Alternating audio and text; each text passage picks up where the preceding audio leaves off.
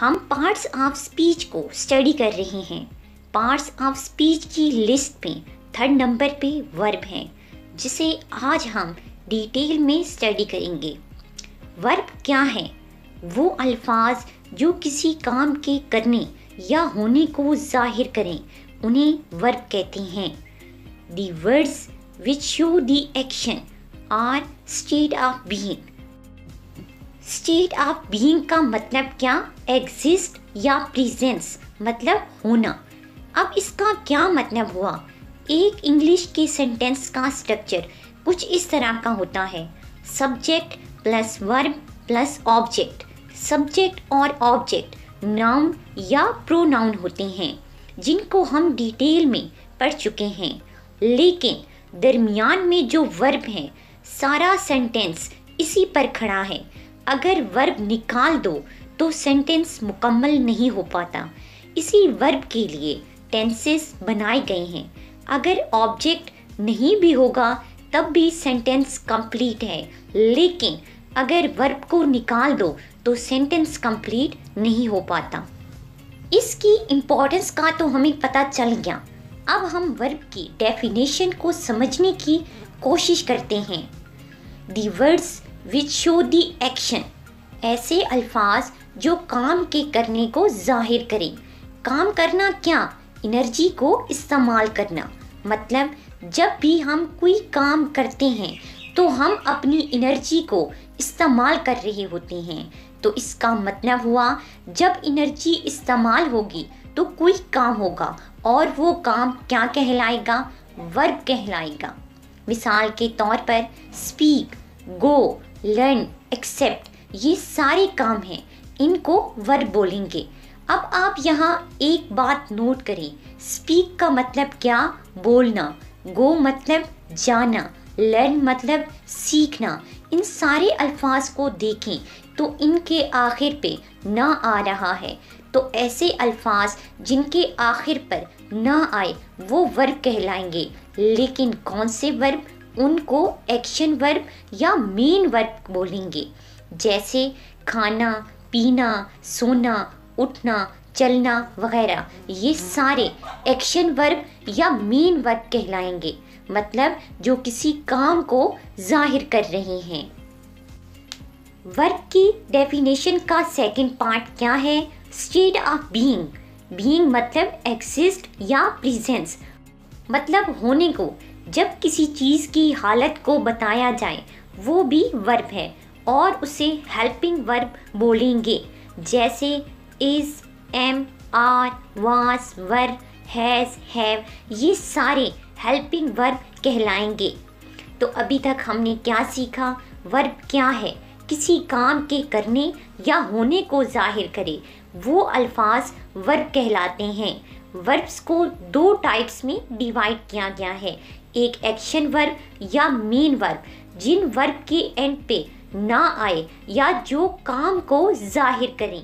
दूसरी type helping verbs, वो verbs जो होने को जाहिर करें या हालत को बताएं।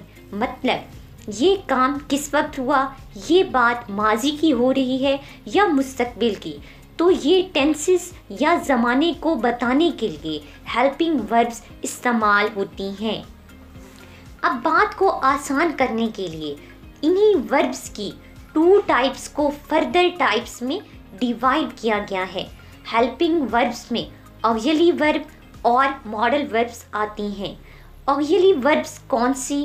डू मतलब करना, बी होना, हैव पास होना। अब इनकी टेंसेस के लिहाज से सारी फॉर्म्स भी ऑक्सिलरी वर्ब कहलाएंगी। इनमें डू और हैव 2 ऐसे हेल्पिंग वर्ब्स हैं जो मेन वर्ब या एक्शन वर्ब में भी आते हैं। सेकंड हेल्पिंग वर्ब है मॉडल वर्ब, जैसे can, may, should, would, could. ये मॉडल वर्ब्स मतलब क्या? जिनमें हम फीलिंग्स को जाहिर कर रहे हैं। ये दोनों मॉडल वर्ब्स और ऑक्सिलरी वर्ब्स हेल्पिंग वर्ब्स कहलाएंगी।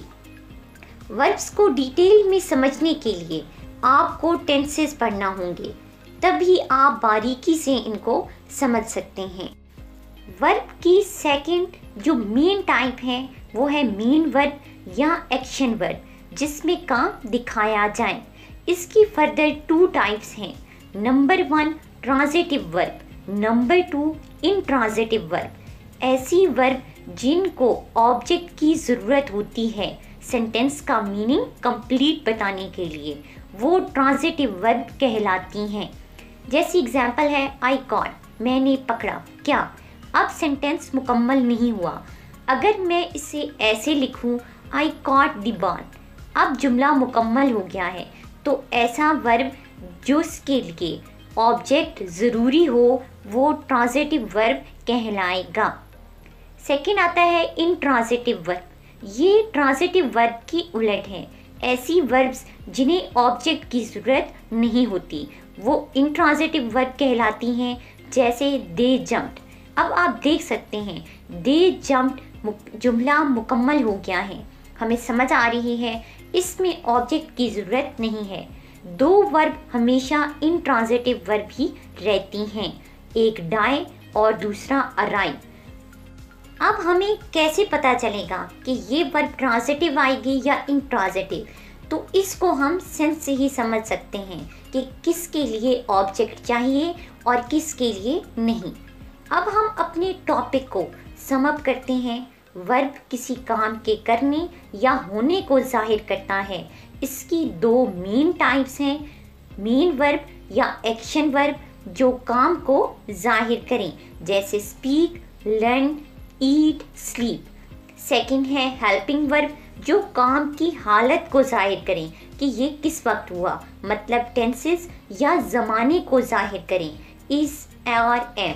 ये सारी हेल्पिंग वर्ब्स हैं। हेल्पिंग वर्ब्स की आगे से 2 टाइप हैं, ऑक्सिलरी वर्ब और मॉडल वर्ब। मेन या एक्शन वर्ब्स की 2 टाइप्स हैं फर्दर, ट्रांजिटिव वर्ब और इंट्रांजिटिव वर्ब।